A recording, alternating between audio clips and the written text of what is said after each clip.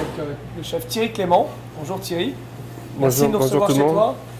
toi. On est à l'Ardoise, donc à San Francisco, dans le quartier de Castro. Et pourquoi tu as choisi ce quartier et ce concept l'Ardoise, un bistrot français dans le cœur de Castro?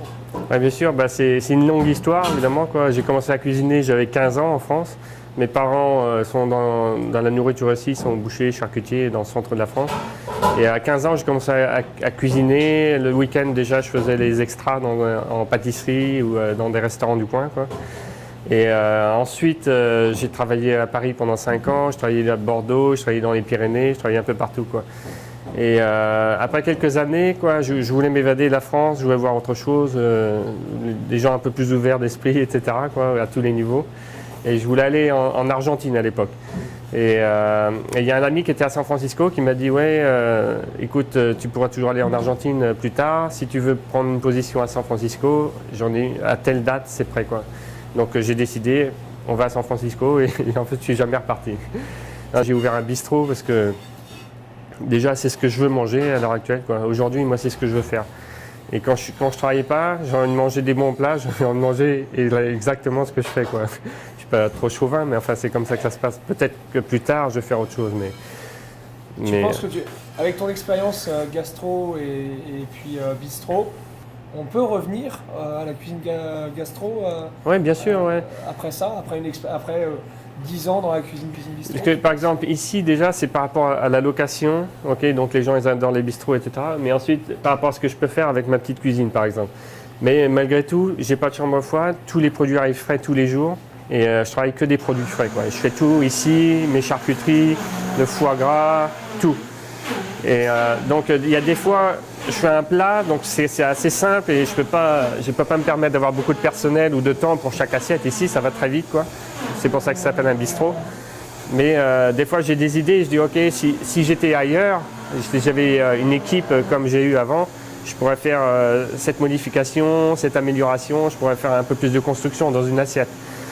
Donc, c'est clairement possible de retourner et d'aller et venir dans les différents types de restauration. Je souhaitais savoir, Thierry, quelle avait été l'expérience la plus marquante que tu as eue durant toute ta carrière, avant en tout cas d'ouvrir le bistrot ici Ok, à San Francisco? une des plus récentes en tout cas, je ne sais pas si la plus marquante, mais je sais qu'il y a quelques années, j'ai travaillé dans un restaurant à San Francisco qui fait la cuisine moléculaire. Okay, donc ça peut être un peu péjoratif pour certaines personnes ou quoi, mais c'est très intéressant, quoi.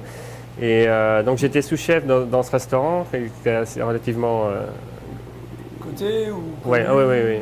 Oui, le chef maintenant il a 2 macarons Michelin à San Oui, quand Francisco. même. Ouais.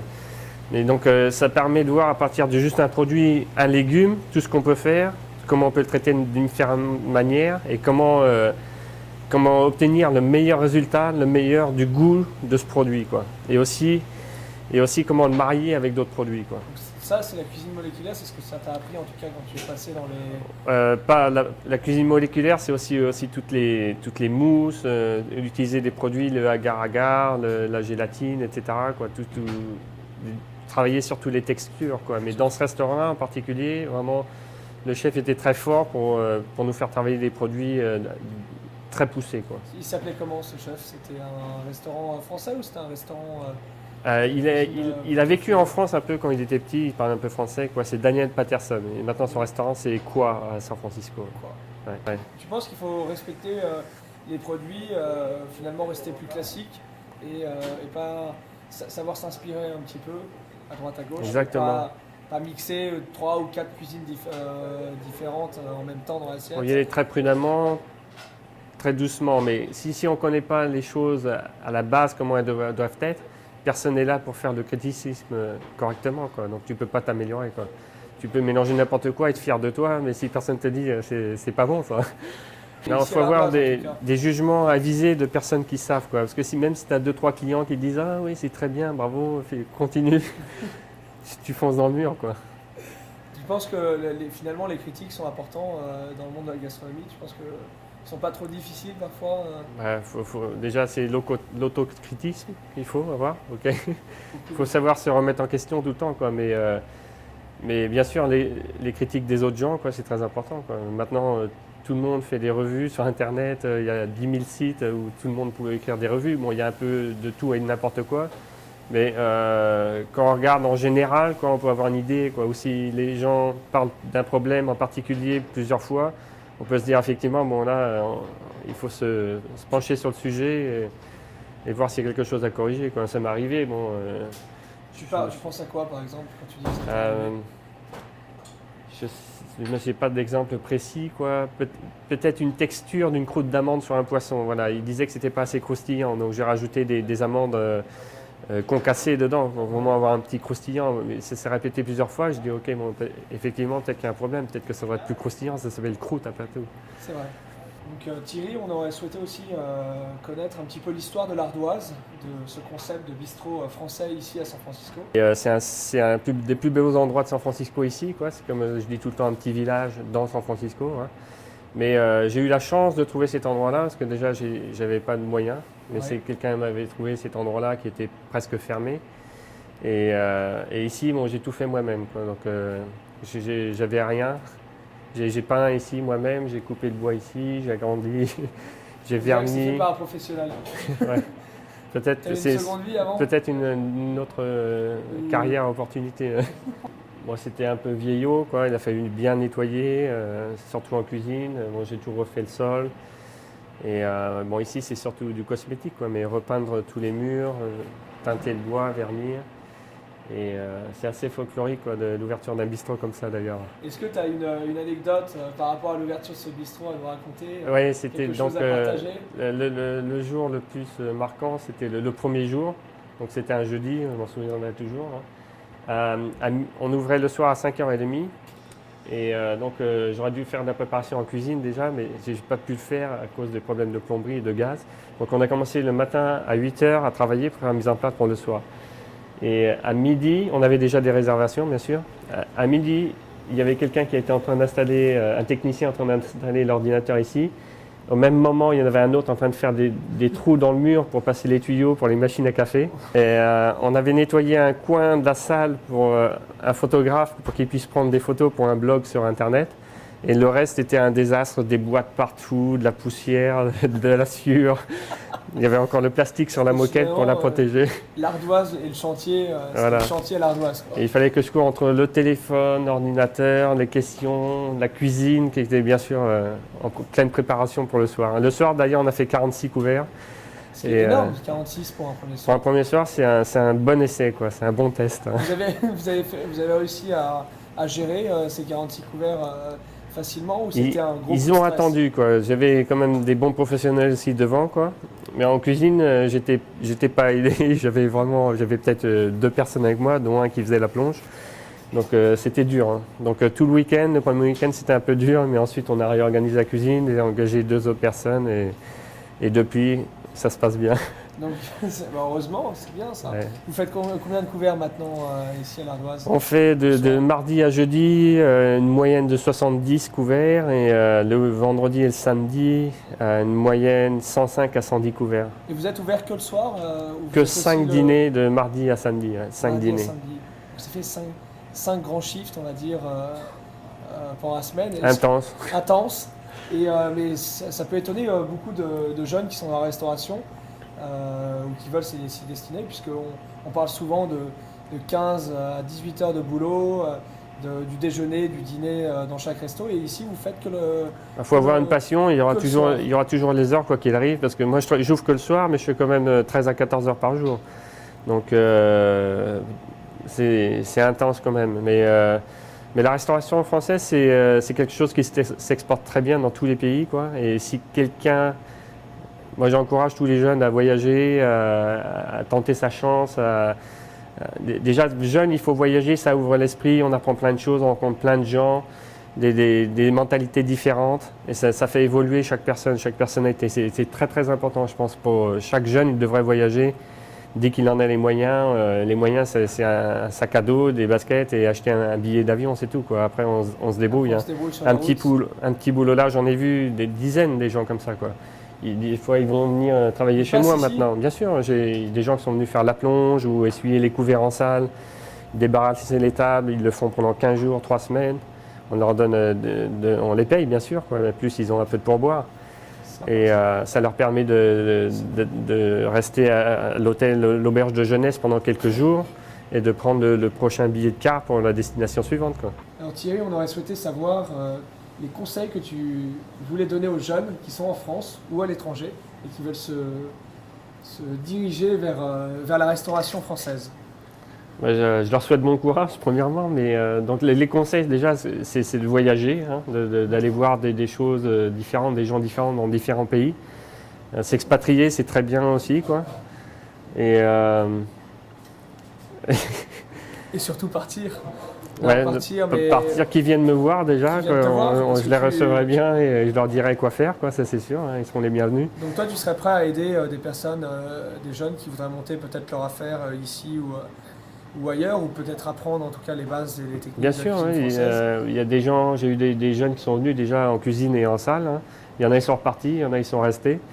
Je vais avoir quelqu'un qui arrive au mois de septembre, qui va travailler pendant quelques semaines avec moi, on verra ce qui s'ensuit, quoi. C'est pas, rien n'est très dur, rien n'est sûr, mais on verra, quoi. Donc, quand il va venir là, ce qui va être dur pour lui, ça va être les langages, parce qu'en cuisine on parle beaucoup espagnol. Bon, c'est très proche du français, c'est pas très compliqué, quoi, mais et puis l'anglais, bien sûr.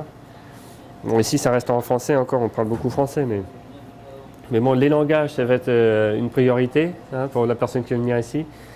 Et ensuite, pas avoir une attitude trop à la française, surtout les relations entre les serveurs et les cuisiniers, parce qu'ici, par exemple, il n'y a pas du tout de guerre entre la cuisine et le service. Non, pas du tout, non, parce que chacun fait son travail. Et moi c'est pas la manière dont j'agis, donc je pense que les gens me regardent et aussi agissent en fonction. Je suis très calme dans mon restaurant, il n'y a pas de problème. On ne crie pas en cuisine, on ne crie pas en salle, on est juste content de faire du bon travail. Et je pense que c'est la direction qu'il faut prendre, quoi. C'est un métier difficile, on a des heures, il faut avoir une passion, quoi. Si c'est pour faire toutes ces heures dans la chaleur et les brûlures et les coupures, et en plus se faire engueuler toute la journée pour rien, quoi, c'est pas très motivant. Donc, moi j'ai travaillé dans des cuisines où ça criait, c'était la guerre. Et j'ai pas envie de reproduire ça et puis de reproduire sur d'autres gens qui vont le reproduire. Enfin, je sais qu'il y en a qui le font, mais c'est pas une cuisine, ça marche pas comme ça. Une bonne cuisine, ça marche jamais comme ça. Je pense pas. C'est pas motivant pour les jeunes et ça fait pas avancer les choses. Quand il y a un problème, il faut trouver des solutions, il faut pas faire des étincelles. On souhaitait savoir un petit peu les qualités que tu voyais pour... Les qualités, déjà, il faut avoir une bonne éthique dans la cuisine, quoi. Faut qu'il y ait une bonne osmose, quoi, entre les gens. Il faut savoir ce qu'on fait, faire une bonne expérience avant d'être chef, quoi.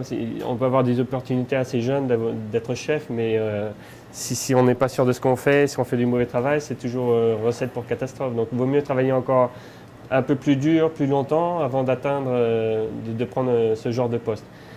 Ensuite, la plus grosse qualité pour être chef, pour être cuisinier tout simplement, c'est de s'adapter aux situations, au restaurant, à la nourriture, à toute l'atmosphère du restaurant. Parce que c'est parce qu'un jour, ou pendant un mois, ou pendant 2 ans, on fait un type de restauration ou une manière de cuisiner, que ça va être comme ça tout le temps, quoi. Alors, premièrement, quand on va quelque part, on regarde dans le frigo, on apprend tous les produits et on apprend les techniques et la manière de travailler dans chaque endroit, quoi. Voilà. C'est un bon résumé. C'est un bon résumé, c'est les clés de la réussite. Ce à quoi je peux penser maintenant, mais... Bon, de toute façon, on va rester un bon bout de temps avec toi, puisqu'en plus, on va revenir ce soir en cuisine. Ouais. Bah, ce que vous pouvez voir, ce soir, c'est que chef aussi, c'est savoir faire beaucoup de choses. Et en plus, avoir son propre restaurant, c'est encore... Je fais de la plomberie, de l'électricité, de la peinture, de la mécanique. Je fais de la secrétariat et aussi de la cuisine. On souhaitait aussi connaître un petit peu les difficultés que tu as rencontrées ici à San Francisco pour ouvrir ce restaurant, du moins pour t'établir en tant que chef. J'ai pas vraiment eu de difficultés. D'ailleurs, c'est pour ça que j'ai choisi de faire mon petit trou, mon business aux États-Unis. Et je savais déjà, mais ici c'est un pays capitaliste, donc tout est fait pour t'aider à monter ton affaire et à être entrepreneur. En France, j'ai un peu l'impression que c'est l'inverse des fois, que le gouvernement est là pour te mettre des bâtons dans les roues, quoi. Et il y a des gens qui ferment des business, ils s'en vont à l'étranger tous les jours en France parce que c'est tellement...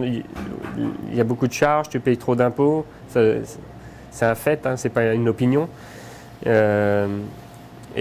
Pour faire n'importe quel travaux, tu as besoin, c'est d'un compliqué, quoi. C'est ridicule. Tu penses qu'il faudrait simplifier tout ce système et laisser la place aux entrepreneurs en France? Bien sûr. Au niveau d'employer quelqu'un, de transformer son business, ou au niveau des banques, on peut que améliorer en France, bien sûr. Que améliorer le système. Finalement, on a beaucoup d'espoir pour la France, beaucoup de positif. Plus que de négatif, c'est que finalement, il y a tout à améliorer. Oui, c'est vrai, c'est une bonne, c'est une bonne manière de le voir. Ouais. Non, parce que c'est vrai que ça effraie énormément de jeunes quand on en parle. Oui, voilà, les entreprises qui ferment tous les jours, les petites PME qui ne fonctionnent pas parce qu'elles sont couvertes de charges, de montagnes d'impôts et autres. Ici, toi, tu n'as pas ressenti ça? C'est ce que tu nous dis? Non, pas du tout. Et encore, San Francisco, on est plus taxé qu'ailleurs, mais parce que c'est une grande ville, c'est une ville très connue, quoi. Donc il y a beaucoup d'argent, il y a des grosses compagnies. La Silicon Valley, c'est juste au sud de San Francisco. Donc il y a tout cet attrait, quoi. Mais on est moins taxé qu'en France, ça c'est sûr.